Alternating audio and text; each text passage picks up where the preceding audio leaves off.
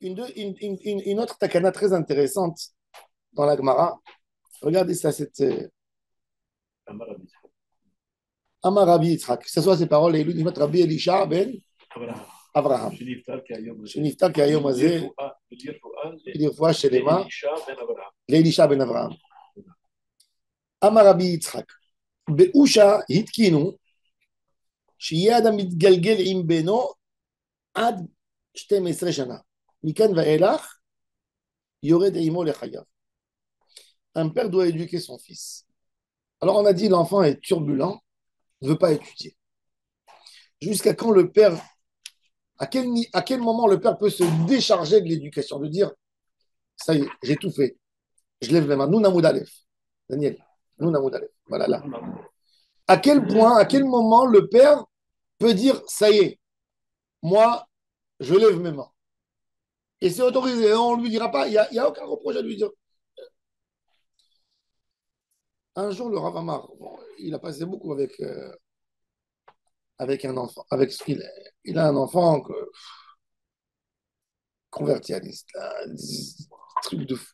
Son fils. Oui. Et j'étais assis avec lui comme ça, on parlait. À un moment, il avait les larmes.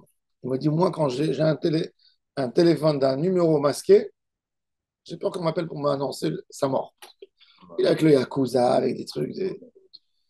Alors, on discutait, parce que je lui racontais des fois des choses. J'avais aussi un enfant qui était turbulent un peu à la maison. Et je lui dis un jour, on parlait comme un père et un fils. Je lui dis, est-ce que vous n'avez pas des moments où vous avez des remords sur des choses que vous aurez fait, mal faites, et dire, oh là, j'ai eu un enfant quand même qui est parti tellement loin, ça vous, ça- il m'a dit, regarde, il m'a dit, moi, des années, je culpabilisais. Des années. Et il a dit, un jour, je suis parti voir un grand sadique. Il lui a dit, Dieu ne va pas te demander comment il est ton fils. Non. Dieu va te demander, est-ce que tu as tout fait pour faire de ton fils un homme? Et il me dit, et moi, je sais que j'ai tout fait. Il m'a dit, j'étais prêt de vendre ma maison, j'étais prêt de vendre mes choses. Tout ce qui pouvait être là pour l'aider, j'ai fait. Bon, après, il y a une Neshama. Après, chacun, il a son libre arbitre. Je ne peux pas non plus rentrer à sa place. Mais il me dit, je sais que en fermant mes yeux, je suis conscient à 100% que j'ai tout fait pour mon fils. Il dit, du moment où tu te regardes dans le miroir et tu sais que tu as tout fait, tu n'as plus de responsabilité. Ça, c'est l'idée. Il me dit, chaque fois dans ta vie, pose-toi la question, est-ce que j'ai tout fait de ma part? Il m'a dit, le moment où tu te dis, je suis fatigué, j'ai plus envie, j'ai pas. Là, tu as un problème. Mais si tu sais, avec ta conscience, j'ai tout fait. J'ai tout. Et là, justement, la Gemara, elle parle c'est quoi le point de vue? Un père, comment il doit agir? Des fois, vous savez, il y a de la pression sociale, la pression familiale. Et à quel moment tu dois arrêter? À quel moment? À quel moment tu t'arrêtes? Il y a des moments où tu dois frapper peut-être ton fils des fois. Tu dois le forcer. Un enfant à 10 ans, il fait la crise. Il a été jeté de l'école pour une bêtise. Il te dit, je ne vais plus à l'école. Tu lui dis, il est resté à la maison un mois, ça lui a plu. Il ne veut plus faire de l'école. Ça existe. Moi, je peux vous dire, je reçois des téléphones comme ça déjà. Quoi, tu prends les oreilles, tu le tires, tu fais quoi? Eh bien, il faut savoir que ces problèmes existaient depuis toujours. Toujours, depuis toujours. Et à Usha, justement, Je crois que c'est la chose la plus dure au monde. ah, mais c'est la chose la plus horrible. Les enfants. Mais bien sûr. Et Ça a bien sûr, bien sûr. Alors, justement, alors la Gemara, elle dit jusqu'à 12 ans, être doux. Il faut être doux. Parce que l'enfant, jusqu'à 12 ans, il ne comprend pas c'est quoi une éducation sévère. Dans l'éducation sévère, qu'est-ce qu'il se rappelle? Il se rappelle que toi, tu as été sévère avec lui. Il ne comprend pas la notion, il n'a pas le lien de comprendre que ça suit ça. Ça veut dire, c'est comme un chien. Un chien, il est venu, il a cassé un vase, d'accord? À la maison. Je m'excuse que je compare à un animal, mais c'est. Le chien, il a cassé un vase. Toi, tu viens après où le chien, il a mangé. Tu as acheté des entrecôtes pour faire des grillades. tu les as mis sur la table, tu lui as dit, ah, attention, tu rentres, Confiance. tu viens, tu commences à le taper, le chien. Est-ce que tu penses que le chien comprendra pour la prochaine fois? La réponse est non. Ça Il sait dépend. que son maître était Les nerveux. smichot entre Si, les deux voilà, choses. d'accord. Il faut que ça soit très, très proche. Ouais, ouais. Nous, d'ailleurs, quand on était enfant, on savait qu'il y avait une règle où on allait gagner et ne pas être puni par mon père. Il fallait se sauver les 2 heures après la bêtise. Ça descend. Non, parce qu'il ne punissait pas, comme lui, c'était un homme de l'enseignement, il punissait jamais quand il estimait que tu as oublié déjà ce que tu as fait. Jamais. Ça veut dire, si tu attrapé sur le moment, tu prenais une vraie punition, mais si c'était après, il disait que c'est pas efficace, donc il ne te touchait pas. Donc la seule chose à faire avant de faire une bêtise, c'est de savoir est-ce que je peux me sauver de mon père 2 heures et j'étais épargné. Il fallait faire ça. Tout de suite après, il fallait se sauver, se cacher. Et là, tu étais. Pourquoi? Parce que il disait l'enfant, c'est comme un animal. Les 12 ans, c'est gros, non? Non, il disait jusque ces moments-là, il dit l'enfant, il n'est pas capable. Il dit, il est tellement dans l'émotion, il est tellement dans le dimion, il est tellement dans sa tête, dans les. Dans... Moi, je vois mon petit-fils, tous les jours, je m'occupe, je vais le chercher au gars. Et quand je lui dis non, que je lève la voix, il est comme ça, il me regarde, il comprend. Il comprend. Quand sa mère, elle lui dit non, il continue. Mais justement, parce qu'il te teste, parce qu'il teste. Oui. Mais Ah, est-ce qu'il a compris quelque chose? Non, il a compris que côté papy, il ne faut pas jouer. Mais encore une fois, tu sais, une éducation, l'éducation, le rôle de l'éducation, c'est quand ton petit, le petit, il est tout seul, bah, il ne fait pas parce qu'il a compris. Et ça, c'est compliqué d'expliquer. C'est bon. Pourquoi on te dit Ben Shlosh Esrei? Pourquoi la bar mitzvah est le que depuis 13 ans? Et avant, c'est que de l'éducation. Parce que jusqu'à ces moments-là, l'enfant, tous ses gestes, c'est des comptes d'un enfant. Je vais faire pour recevoir, je vais faire parce qu'il est là. Il n'y a aucune compréhension véridique. C'est pour ça que la Torah, elle limite justement la responsabilité de l'enfant sur ses actions. Elle dit, il n'a aucune responsabilité jusqu'à 13 ans. Parce que son cerveau n'est pas mûr dans la liaison des choses.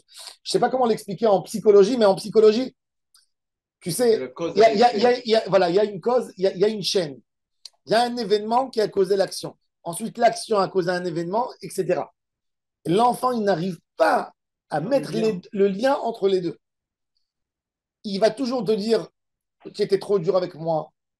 Des fois, tu sais, je parle même avec mes enfants. Tu te rappelles quand je t'ai puni sur ça? Oui, tu étais trop sévère. Mais maintenant, moi, j'ai le point de vue de père que j'ai vu chez lui. Mais lui, qu'est-ce qu'il voit? Il dit, tu étais trop dur. Parce qu'il a oublié la dimension de sa bêtise. Il a oublié la folie où il arrivait. Et, et ça, c'est le vrai problème. Alors, la Gemara, elle dit que la takana de Usha jusqu'à 12 ans, il n'y a rien à faire. Tu dois être mou avec ton fils. Ça veut dire, Dvarim Rakim. À 12 ans, tu deviens très, très dur avec lui pour ouais, pour le forcer à étudier, pour le forcer à devenir un homme sérieux de la vie, apprendre un métier. Ça ne va être pas forcément la Torah. Mais, alors regardez dans les mots de la Gemara. Amaravitrak be'usha et kinushi adam mitgalgel imbeno. Mitgalgel, regardez Rashi. Mitgalgel imesarev mililmod igalgel imo benachat ou bidvarim rakim. À 12 ans, Mikan Vailach, Yored imo lechayav. Il dit l'irdoto birtsua, le taper avec la ceinture, ou bechoser lechem, lui manquer sans pain. Ne lui pas lui donner même. À manger. Oui, ça veut dire lui faire des choses très dures. Yored imo lechayav. Alors la Gemara, elle dit Eini, comment tu dis ça? Ve'amar le Rav Shmuel le Rav Shilat, Batsir mi Barshit. Rav Shmuel, il a dit à Barshilat, c'est un enseignant, un prof d'enfant qui était spécialisé dans l'âme. Il a dit moins de 6 ans, ne prends jamais un enfant à l'école moins de 6 ans. Parce qu'il ne sait rien du tout. Tout ce qu'il fait, c'est comme un perroquet. Quand il a 6 ans, prends-le et il dit gave-le de Torah. Ça veut dire, n'aie pas peur de lui. Et jamais il aura un problème parce qu'il dit, c'est l'âge. Toujours mon père aussi nous le disait. Mon père était prof 40 ans. Et il disait, un enfant de l'âge de 6 ans, 5 à 6 ans, jusqu'à 10 ans, c'est une éponge. Et il apprend 30 000 notions. Ah ouais. Les fleurs, les couleurs, les goûts, les notions, les modèles, il sait les voitures. 30 000 notions dans sa tête. Il dit, tu peux faire entrer dans ces moments-là tout. Mais ce que tu fais rentrer là, c'est l'âge le plus important. À quel âge? 5, 6 ans à 10 ans. C'est l'âge où l'enfant se fait l'idée sur le monde. Où il voit des choses. C'est l'âge où il faut prendre les enfants pour les cultiver. Prends-les au musée, apprends-lui, enseigne-lui. C'est l'âge le primordial dans la vie d'un garçon. C'est pour ça qu'on te dit Ben Hamesh la Mikra. Lui enseigner les bases de la Torah, les bases de la Emouna, les bases juives. Il lâchera pas. Ça y est, ça a gravé dans sa tête. Et c'est ce qu'il a dit Elisha Ben Avouya. Elisha Ben Avouya, il a dit Alomé Dieled, un enfant qui étudie la Torah enfant. Il dit c'est comme une lettre que tu as écrite sur un beau parchemin, sur une belle feuille neuve. Ça capte, ça imprégné. Tandis que quand tu apprends après, il dit c'est comme si tu as pris du papier effacé, que tu as effacé quelques fois et tu réécris dessus. Que l'encre, elle ne s'attrape pas bien. Ouais. Elisha Ben Avouya. Voilà.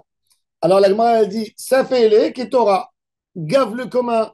C'est-à-dire que quoi que, alors la Gemara elle dit alors peut-être il faut être dur avec l'enfant depuis 6 ans et pas depuis 12 ans. La Gemara elle dit oui, gave-le en Torah, oui, comme que tu gaves un taureau. Ça fait les Ketora, miou et no yore di molechaya. Par contre, il ne faut pas le frapper, il ne faut pas lui diminuer de sa nourriture. Ad le ahar viba etema. Ou bien si tu veux, tu peux dire encore une réponse.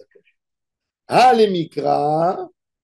Le Mishnah, il dit, ça c'est pour le texte de la Bible, biblique, et ça c'est pour le texte de la Mishnah. Parce que le Mikra, déjà l'enfant aussi, il aime étudier les histoires bibliques, c'est beau, c'est facile. Donc tu n'as pas besoin de l'embêter. De toute façon, il est dans l'âge où il aime apprendre. À 12 ans, il n'aime plus apprendre. De 5 à 10 ans, il a la curiosité, un enfant. Il découvre le monde. Vous avez vu comment un enfant, il découvre? Il découvre son corps au début. Il est, il est étonné de tout. Tout l'étonne. Alors, il est dans la découverte. Il n'y a pas besoin. Naturellement, ça se réveille chez lui.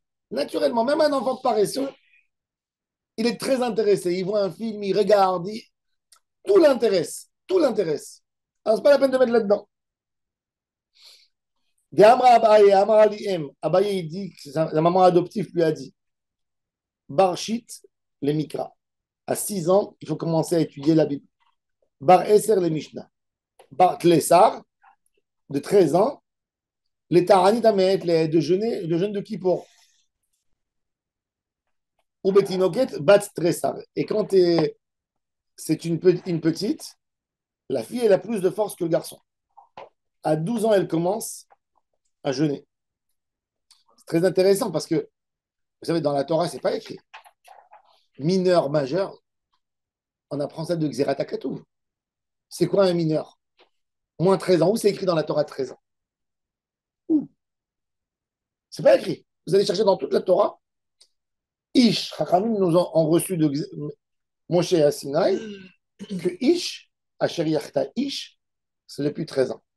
Pas avant. Isha, 12 ans. La fille, elle est plus mature que le garçon, 1 an avant, dans son date. C'est pas un lien de puberté, de signe de puberté. Dans la Torah, il n'y a pas la bar mitzvah. Non. Rav, c'est pas un lien de signe de puberté. Alors, il y avait les pubertés, mais justement, la puberté, beaucoup de fois, c'est pas une évidence. Pourquoi? Ça veut dire qu'il prenait la puberté quand l'enfant n'a pas eu encore. C'est pour ça que d'après la halakha, on te dit, par exemple, il faut savoir, d'après la halakha, tu as un garçon bar mitzvah. Il lit super bien la Torah, il a préparé, on voit qu'il est vraiment érudit, il est bien. Maintenant, à la synagogue, ils ont dit, ben, il lit tellement bien, il lit mieux que les gens âgés. Et on a envie de le nommer, il a une belle voix, on a envie de le nommer Khazan. Alors on te dit, un garçon à 13 ans, avant, qu'est-ce qu'il faisait pour vérifier qu'il avait 13 ans? Il amenait au bain public, et son père, il amenait 2 personnes quand il se baignait, il dit, regardez, vous avez vu, il a la puberté. Et quand il ne l'avait pas, il est, il est, il est considéré comme un saris. et il peut pas, il n'est pas Ish. Il n'est pas arrivé à Michlal Ishut. C'est pour ça que Shulchan Aruch, il dit que tu ne fais pas monter un garçon, Chazan, d'une manière fixe, rien que quand tu as vu la barbe qui a commencé en haut. Donc tu es sûr que ça a commencé en bas. En bas, c'est toujours avant le haut. D'accord? Donc il te dit, on ne va pas commencer à l'amener au bain pour vérifier. Alors il dit, on attend. Il dit, s'il est monté une fois, oui. Parce que tu considères que la majorité des enfants plus de 13 ans, c'est bon. Occasionnellement, tu fais monter, mais pas fixe. Il n'ira pas à la Torah fixe tous les Shabbats, tant qu'il n'a pas eu la barbe en haut. Une sorte de maturité. Alors maintenant, la Gemara a dit, donc il a dit, et la femme de Taranit Mehetlet.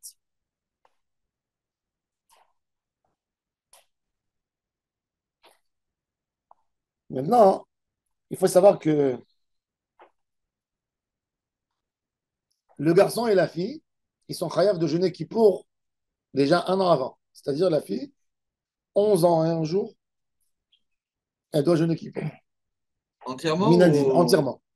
Avant ça, on leur fait depuis l'âge de 8, 9 ans, Taranit Charot. Quand elle arrive à 9 ans, on lui dit, au lieu de manger le soir, tu mangeras que demain matin. Et après, ça c'est quand elle arrive à 9 ans, 10 ans. Après l'année d'après, on va lui dire, tu manges à midi. Après l'année d'après, on va lui dire, tu casses ton jeûne 2 heures de l'après-midi. Quand elle arrive à 11 ans et un jour, tu jeûnes entièrement le jeûne. Et pareil pour un garçon. Moins de 8 ans, 9 ans, même s'ils veulent, on ne les laisse pas jeûner. Même Ta'anit Charot. Il dit le Mishnah Vora, il n'y a pas lieu au chinour dans le jeûne à l'âge de 8 ans. C'est dangereux pour le corps. Il continue à dire encore quelque chose. Bon, il faut savoir que c'était la médecine de l'époque. Abaye, il nous dit encore quelque chose, puisqu'il a parlé au nom de sa mère adoptive. Il dit Amrali M. Elle m'a dit cette femme. Haï Barshid des Tam Kele Akraba, un enfant qui a 6 ans, qui a été mordu par un scorpion. Beyoma de Mishlam Shitkan, le jour où il a eu 6 ans. L'Ochaye, il ne vivra pas. Sauf s'ils lui ont fait une médecine spéciale. Ça, c'est ce qu'il dit Rashi. Regardez. L'Ochaye, Imlo Berefoua Beduka. Tosfot, il n'est pas d'accord avec.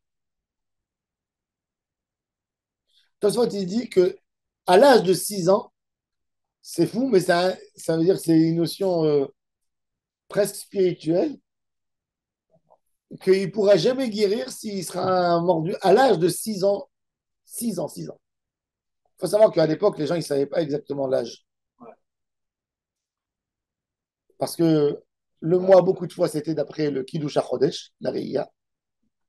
Les gens, ils ne notaient pas. Même au Maroc et tout ça, les gens, ils ne savaient pas. Mon grand-père, il ne savait pas c'est quand le jour où il est né. Et quand il est arrivé en France, il fallait il fallait noter une date pour la retraite, avant, après.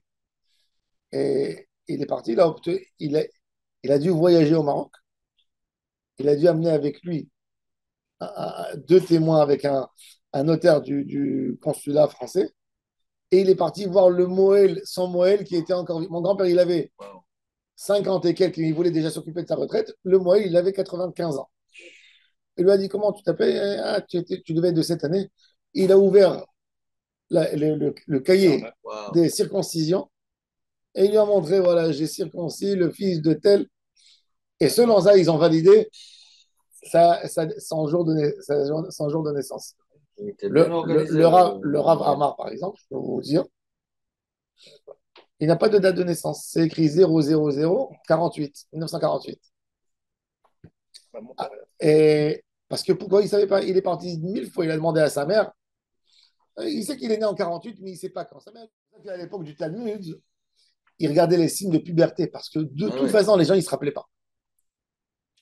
Non, et puis ça, Il ça savait change plus ou d'une moins, il personne à savait l'autre. plus ou moins. Ça change aussi d'une personne à l'autre, la Non, puberté. non, C'est non. pas exactement le. C'est vrai, et d'après l'Alra, vous savez qu'un enfant qui est né dans le moment de la Shkia, ben, il fait 2 jours sa bar mitzvah. Prends le premier jour, ça veut dire un jour avant. Parce que pour la Brit Mila, on repousse un jour après. Ce n'est pas le jour d'avant. parce qu'il est né Ben Hashemashot. Quand tu as un doute entre le coucher du soleil et la sortie des étoiles, tu ne sais pas est-ce qu'il est né, est-ce que sa journée elle appartient au jour d'avant ou au jour d'après. Alors pour la Brit Mila, on veut repousser après pour être sûr. Si la circoncis, il a 7 jours, c'est pas valable la circoncision. Donc un jour après. Par contre, pour sa bar mitzvah, ça fait que de Horaïta, un jour avant. Mais il ne montera pas Jadir Thibault. Pourquoi on ne dit pas que la Brit Mila c'est de Horaïta aussi? Non, mais si tu la circoncis à 7 jours, Ouais. il n'y a rien. Ouais. Tandis qu'après, il y a toujours l'obligation. Pareil pour le Pidyon Aben, etc. Alors il a dit, la Gemara a dit, Maya Asuta, qu'est-ce qu'on fait pour un enfant qui a été piqué par un scorpion? La Gemara a dit, Merirta de Daya Hivarta Beshichra. Ils avaient un oiseau qui s'appelle Daya, le Da'a, dans la Torah, il s'appelle Daya. Il a écrit tous les La'azim de Rashi. C'est magnifique. C'est le rabbin Veil aussi, là, qui le rabbin Alain Veil, qui avait ça, qui est dans le Shon et qui a un livre sur le La'azim. Alors il dit comme ça. Maintenant, la Gemara a dit que un enfant qui a 1 an et il a été mordu par une abeille, piqué par une abeille, il ne vivra pas. Sauf si on a fait un bon médicament. C'est comme Maya Souté, c'est quoi son médicament? Atsuta de Dikla Bemaya, Nishpeye Venashkeye. Prenez le sève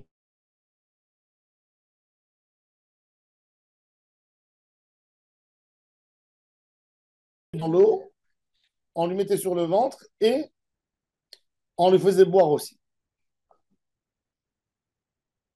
Amarav Ketina, Kol Amachnizet Beno, Pachot mi ben Shesh, Ratz Acharav, Ve'eno Magiao. Il dit, il ne faut pas mettre l'enfant à l'école à étudier sérieusement avant 6 ans. C'est dangereux. Ika de Amr, il y a d'autres qui disent, pas vrai. Chaverav Ratzin Acharav, Ve'en Magiao. Tu as un enfant qui a commencé à étudier très jeune. Il a une très bonne tête. Ça veut dire qu'il a commencé à aiguiser sa tête depuis très jeune. Vetarvayu Itneu, les deux, ils sont vrais. Khalish Vegamir, oui, il sera faible dans le corps, mais bon dans le cerveau. Iba et Tema, Adi Kachish, embêté avec réviser Mishnayot. Donc, moi, quand j'étais enfant, jusqu'à l'âge de 10 ans, je connaissais 800 Mishnayot par cœur. Mon père, il me réveillait à 3 heures du matin. C'est fou l'éducation de l'époque. Il me réveillait à 3 heures du matin. Et il me disait, dis Shabbat, Perek Aleph, Mishnabet. Et je disais, endormez. Il m'embrassait, il me disait, tu peux dormir. Comme ça, il me faisait à moi et à mon frère. Mon frère connaissait plus que moi. Mon frère, il connaissait 1000.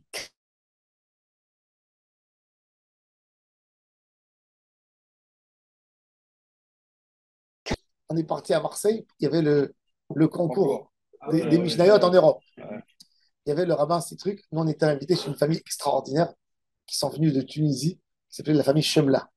Et, il avait une boulangerie, le père, à Marseille. Après, il est décédé. Très gentil. Il avait 5, 6 enfants. Et il voyait qu'on était des érudits. Ça veut dire, moi, j'étais petit comme ça. Mon frère aussi comme ça, un peu plus grand que moi. Et on était des monstres. Ça veut dire, on répondait. Et il nous a amenés, comme il a jamais vu ça de sa vie, il nous a amenés à la synagogue du rabbin Citroën qui était au centre de Marseille. L'ancienne synagogue, là, comment elle s'appelle bon, il y a la belle synagogue de Marseille. Ah ouais. Et le rabbin Citroën qui n'arrivait pas à croire. Alors il nous a testés. Et on lui répondait. Il est devenu fou. Alors il m'a pris à moi et regarde le rabbin Citroën comment il était. Il a dit, eh ben, moi je prends 2 Sefer Torah. Il nous a levés comme ça. Non. Et il marchait avec nous et il disait à tout le monde, embrassez-les. Et après, il y avait il voulait, tu vois, il voulait donner aux gens l'amour de la Torah. Il nous a mis sur la table, à moi et à mon frère, comme ça. On faisait un spectacle. Et il faisait passer aux gens, tenez, prenez le livre, ouvrez. Et on lui disait, dites 2 mots, 3 mots, et on complétait. Et je me rappelle encore. Ça veut dire, moi, ça m'amusait parce que je voyais comment les gens disaient. Et moi, je disais, je continuais. Les gens disaient, aïe, aïe, aïe, aïe, comme ça. Mais il nous a fait rentrer, tu sais, mon père, il avait des énergies. J'arrive pas, je vois pas, moi, un père qui, tous les jours, 3 heures. Il enseignait, mon père, il enseignait très dur. Après son travail, Après son travail, il faisait des... 11 garçons. Oui. Et il était comme un général à l'armée. Il était fatigué, je me rappelle, il rentrait à la maison, il était en eau, comme ça, il changeait sa chemise, et il courait, il disait, venez au Bédamidrash, il nous abonnait comme ça. Et pour lui, tu pouvais ne pas comprendre, il répétait 100 fois. Mais si tu rêvais quand il parlait, pour lui, tu respectes pas et tu prenais une gifle. Je lui disais des fois, papa, j'ai pas compris. Il me dit, t'as pas compris ou tu as rêvé? Si t'as pas compris, je te répète 300 fois. Si tu as rêvé, tu prends une gifle. Et pour nous tester, pour ne pas qu'on a la tête, parce que comme il savait qu'on était fatigué, donc qu'est-ce qu'il faisait? Bon, il nous donnait des jeux, des récompenses, mais surtout au milieu, il disait, pour qu'on ait peur, tu vois, qu'on reste comme ça, parce que nous aussi, on était après une journée d'études. Et il te disait, il fallait garder le contrôle. Il disait, je vais arrêter à chaque seconde possible que tu perds pas, que tu sois avec lui tout le temps. Et c'est comme ça qu'il nous a fait acquérir l'amour de l'étude. Mais tous les jours, 3 heures, même vendredi, après-midi, vendredi, tu te dis vendredi. Tu sais, nous, on voulait rien que sortir, s'éclater un peu avec les copains. Shabbat après-midi, il disait, ah, rien, si tu ne fais pas avec moi. Les 3 premiers. Oui, les 3 premiers. Après, Après, non, non, mon père, mon père, comme il était enseignant, il voulait faire ça à tous ses enfants. Parce que lui, dans sa tête, c'est comme ça doit être. Mais quand on a grandi, quand moi j'ai eu 14 ans, et il était derrière nous, ça veut dire, la moindre de remarque du prof, il était là, il pouvait dormir à l'école, tu comprends, c'était pas. Il fallait pour lui créer, il me disait, je veux créer. C'était une autre mentalité, il voulait créer des enfants parce que, comme eux, ils n'ont pas grandi dans la Torah, ils voulaient avoir des enfants graves au niveau de la Gemara. Et il était prêt de faire tout ce qu'il fallait faire. Il se privait de manger pour nous. On sentait son amour. Ça veut dire, donc, alors, on acceptait. On n'avait pas un grand choix. Mais quand il a arrêté avec mes autres frères, parce que mon père, il enseignait à l'école, et comme il prenait son rôle à la lettre, l'école, elle commençait à 8 heures. Et mon père, toujours, pour lui, c'est la plus grande des avérotes pour un prof ou un raf, c'est de rentrer. Si ça commence à 8 heures, tu rentres à 8 heures. Il dit, ça commence à 8 heures, tu dois être sur ta place déjà à 8 heures moins 20. Tu dois vérifier tout et tu dois accueillir tout le monde. Et il faut qu'à 8h00, tu commences. Et comme ça, il était comme ça. Donc, il était assis. Donc, chaque fois quand il allait à l'école pour enseigner, c'était le premier qui arrivait à l'école. 7h30, il était à l'école. Maintenant, il y avait des parents qui amenaient des profs. Il y a un enfant des petits, du GAN qui est pendu sur un arbre. Il dit, qu'est-ce que ça veut dire pendu sur un arbre? C'est en train de me raconter. Et mon père, il sort en courant. Et c'était un enfant avec un sac de nourriture à l'époque. C'était comme les sacs des dames. Les enfants, ils venaient avec ça à l'école. Il a grimpé sur un arbre, il est tombé, il s'est accroché sur le sac. Et les enfants, ils le voyaient, il bougeait comme un singe. Tu vois, il était pendu, il rigolait, ils ne comprenaient pas. Des petits enfants. Mon père, il monte en haut, il prend l'enfant et il essaie de le réanimer, de le réanimer. Et il n'y a personne. Et mon père, il crie, amenez, amenez. Mais s'il le lâche, l'enfant, il perd. Donc mon père, il est resté sur lui jusqu'au moment où tous les profs sont arrivés à l'école. Mon père, il fait 1m90. Mais il lui a sauvé sa vie. L'enfant est resté 3 mois à l'hôpital pour lui redonner, pas à cause de ça, parce que le cerveau n'avait plus reçu d'oxygène. Il lui a sauvé sa vie. Mais mon père, depuis ce jour, il a perdu la voix. Pendant 1 an, il faisait, il ne pouvait plus parler. Il n'avait plus de voix. Hein, il écrivait, il tournait avec un cahier, il nous écrivait. Donc, ça l'a tellement affaibli que il ne pouvait plus après s'occuper des autres comme il s'est occupé de nous. Eux, ils étaient tout contents, mes frères. Oui, mais c'était. Mais sinon, c'était. Ah, ma grand-mère, elle dit on avait le chien. Et bon, moi, je prenais la lampe. J'allais comme ça, je sortais avec lui. Et on marchait, il était avec sa mitraillette. Et moi, je prenais le tipoun Korim, 2h30 du matin. Parce comme il était fatigué et il ne pouvait pas étudier avec moi, il avait peur que je 2h30 du matin, j'allais avec lui, je prenais mon petit coup de Corinne avec la lampe. On allait, il faisait la garde 12 heures, on était là, il fallait venir. Il disait à ma mère, il disait, le pauvre, ça, il dit, alors fais-leur un petit gâteau comme ça. Il croyait que ça suffisait, tu vois. Mais il était.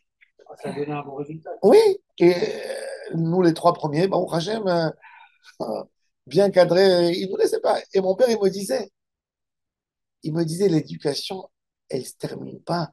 Parce que je lui disais, ça y est, j'aurai la bar mitzvah, laisse-moi tranquille. Il m'a dit un jour, C'est seulement le début, la bar mitzvah. avant que je me suis marié, comme il savait que j'étais un peu agité, il m'a dit, écoute-moi, si ta femme, elle va m'appeler un jour, elle va me dire que tu t'es mal comporté, je viendrai à la maison te gifler, même quand tu auras 25 ans. Il m'a dit, l'éducation, c'est tant que moi, je n'ai pas fermé mes yeux, et je ne suis pas dans la tombe, il y a l'éducation.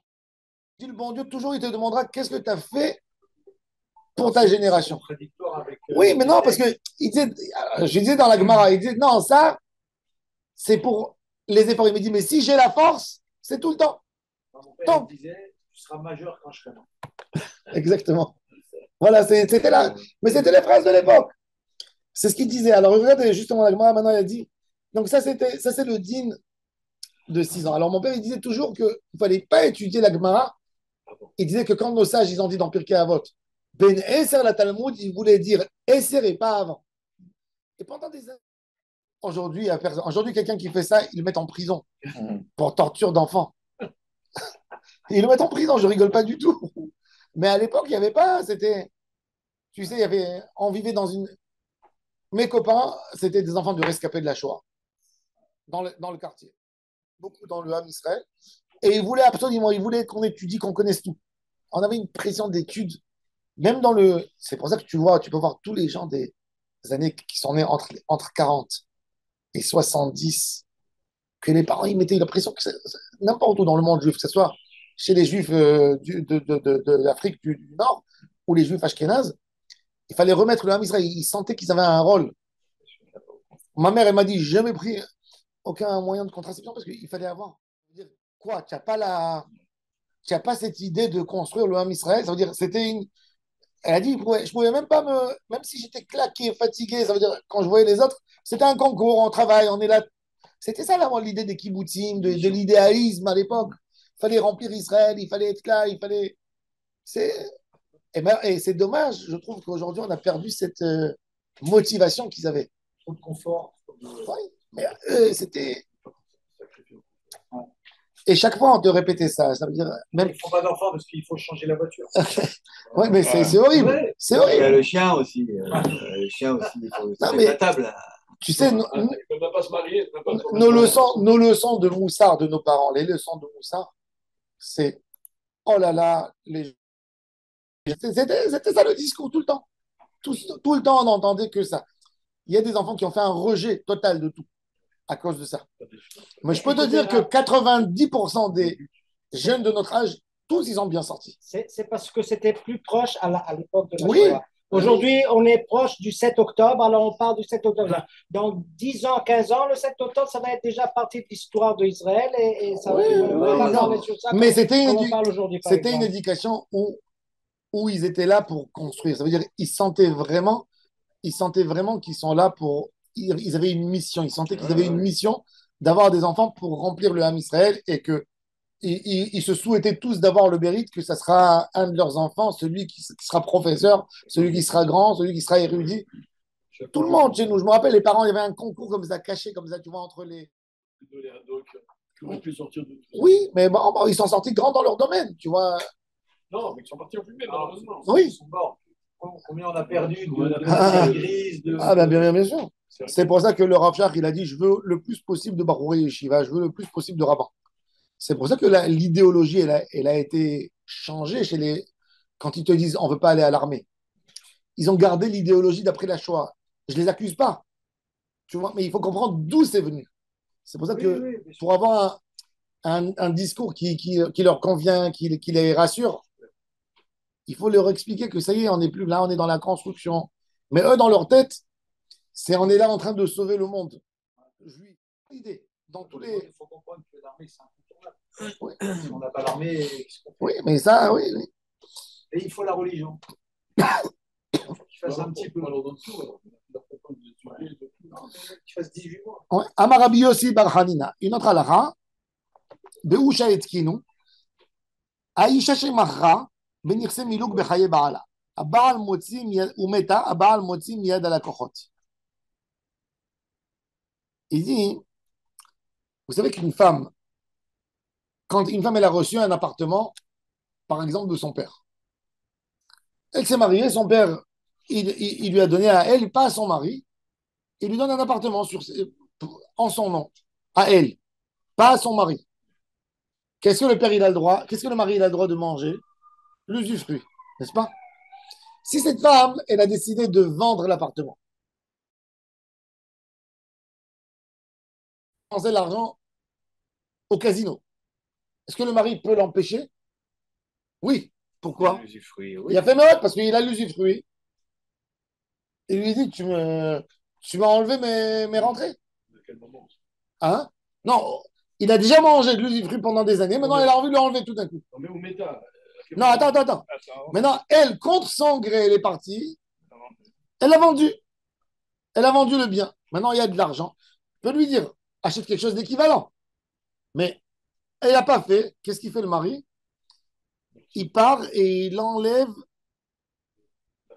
de l'acheteur. Il faut qu'il rembourse. Oui, il rembourse et il l'enlève. Alors il a dit, pourquoi? Parce qu'il lui a, pourquoi? Parce qu'il dit, donc c'est lui qui a la première main après elle sur les biens. Donc il va y récupérer. Évidemment qu'il doit lui donner, il doit lui donner l'argent. Bon. Là, elle est morte au milieu. Hein? Elle est morte au milieu. On dit pas Elle est qu'elle est morte morte, en- là, ou Meta? Alors lui, il s'appelle Lokeh Rishon. Alors la Gemara, elle dit, Ashkecha Rav Yitzhak bar Yosef le Rabbi Abaou. Rav Yitzhak, fils de Yosef, il a rencontré Rabbi Abaou d'Avaka et Beochlousa de Usha, qu'il était dans la ville de Usha. Il lui a dit, Man Maradi Shmaata de Usha. C'est qui l'auteur de cette takana? Qui c'est qui a reçu ça au nom des sages de Usha? Il nous l'a transmis. Amar le Rabbi Yossi bar Hanina. C'est Rabbi Yossi bar Hanina. Tanamine Arbaim Zimnin. Il a révisé 40 fois pour qu'il n'oublie pas. Il a dit, il répétait cette Mishnah, Rabbi Yossi bar Hanina Omer, Rabbi Yossi bar Hanina Omer. Et jusqu'au moment où il était sûr que c'était tellement clair dans sa tête, comme si c'est posé dans sa poche.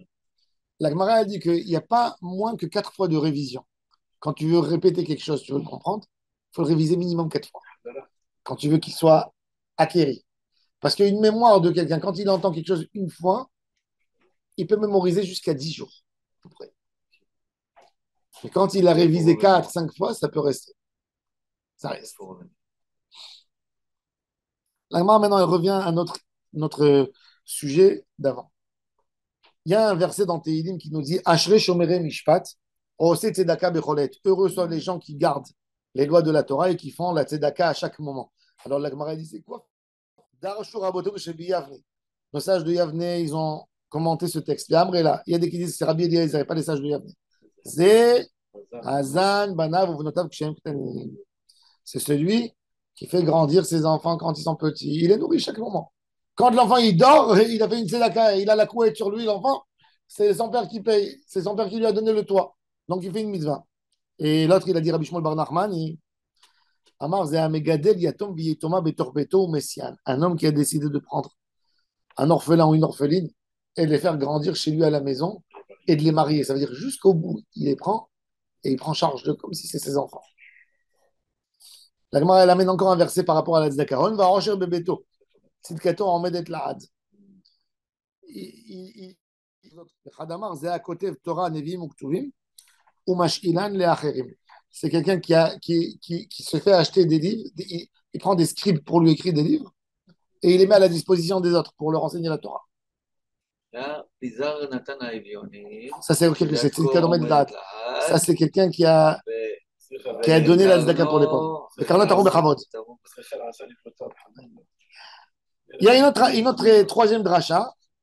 Ur banim levanecha shalom al Israël. Amar Rabbi Yoshua ben Levi. C'est quoi? Pourquoi quand tu dis Ur banim levanecha, quand tu verras des petits enfants, eh ben ça y est, le shalom, la paix pour Israël. Alors il dit pourquoi? Des loate l'idée pour que ces enfants, chas shalom, il n'y a pas un enfant qui est mort et sa femme est là. Il dit, puisqu'il y a déjà des petits enfants, il n'aura pas de dispute dans la famille pour l'héritage, pour son héritage.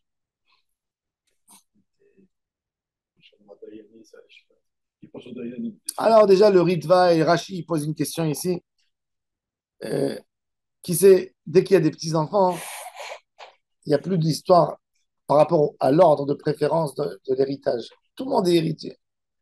Des fois, dans les enfants, vous savez, quand les enfants ils sont célibataires, il y a toujours un enfant qui dit moi, j'ai donné plus à papa et à maman. Moi, j'étais la plus. Mais parfois, c'est vrai. Et c'est vrai, c'est vrai. Des fois, il y a un enfant. Des fois, il y a un enfant, par exemple, il y a ça beaucoup de fois, malheureusement. Un enfant qui a eu un succès, qui a réussi plus que les autres. Les parents, basés, ça veut dire, quand tu as des petits-enfants, la famille, c'est costaud. Ça y est, il y a déjà un petit-fils, il y a des petits-enfants, la famille est plus costaud. Alors, il a dit Shalom al Dayané Israël. Les Dayanim, ils sont tranquilles. Bon, une autre halakha, on va faire avec ça. Il est écrit dans la Mishnah que Rabbi Elazar, il a dit, bon, c'est un peu compliqué. Bon, c'est un autre sujet. Bon, on parlera de ça. Il a envoyé un message. C'est fou, les petits-enfants, ce que ça fait. Ces enfants. Moi, je le sais, enfin,